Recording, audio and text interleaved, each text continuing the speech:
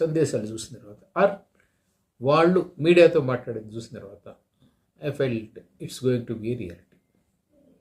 అంటే ఇలా మాట్లాడిన వాళ్ళు కేవలం అధికారంలో ఉన్న ముఖ్యమంత్రిను, ప్రభుత్వాన్ని ప్యాంపర్ చేయడానికో లేదా వాళ్ళకి సపోర్ట్లు కొట్టడానికో చెప్పారనైతే నేను అనుకోవట్లేదు. ఫస్ట్ అండ్ ఫార్మోస్ట్ అత్యధిక క్రెడిబిలిటీ ఉన్న మనిషి ఆనంద్ మహీంద్ర. ఆనంద్ మహీంద్ర మాట్లాడుతూ అతను చెప్పింది ఏమిటంటే, అంటే he's gem of an industry, Mahindra and Mahindra group.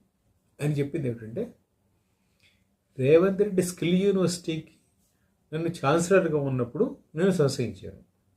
అయితే when I understood that it's going to change the shape of India, it's going to benefit India, I accepted అన్నాడు. That is one statement by Anand Mahindra which is impressive. అంటే ఖచ్చితంగా any industrialist, any business man means business. And business means not only they are benefiting along with others. అయితే ఇక్కడ చాలామందికి, ముఖ్యంగా కొంత వామపక్ష భావజాలం ఉన్న వాళ్ళకి లెక్క ఏమిటంటే, బిజినెస్ చేసేవాడు ఎక్కువ లబ్ధి పొందుతాడు, దాంట్లో పని చేసేవాడు సహజం. He is the investor, he is the planner, he is the ఇంప్లిమెంటర్.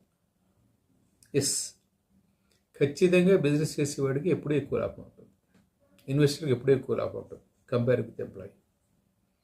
బహుశా దాన్ని అలా చూడడానికి చాలామందికి ఆమోదయోగ్యం, అంగీకార యోగ్యం కాకపోవచ్చు, right? But surely it benefits, that is one. రెండోది, ఇంకొక ఆయన ఆలోక్ కుమార్ నిగమ్, యూపీసీ సిఇఓ. ఆయన ఏమన్నాడంటే, they are going to invest around 5,000 crores in the next few years, whatever the time frame it is. And another is vintage coffee director Balakrishna. ఆయన ఏం చెప్పాడంటే 1,100 crores మేము invest చేస్తాము. అంటే ఇక్కడ ఎవరు ఎంత ఇన్వెస్ట్ చేస్తారు అనే దానికి ఇది కాకుండా ఊరికే ఒక 3-4 వచ్చిన పైకి, అంటే కాస్త హైలైట్ అయిన అంశాలను తీసుకుని మాట్లాడుతున్నారు. అంటే ఏదన్నా ఒక పని, ముఖ్యంగా మేజర్ ఇండస్ట్రీస్ రావాలి అనుకున్నప్పుడు దానికి కావాల్సిన గ్రౌండ్ వర్క్ చాలా చేయాలి, అండ్ కంటిన్యూషన్ ఆఫ్ వర్క్ కావాలి.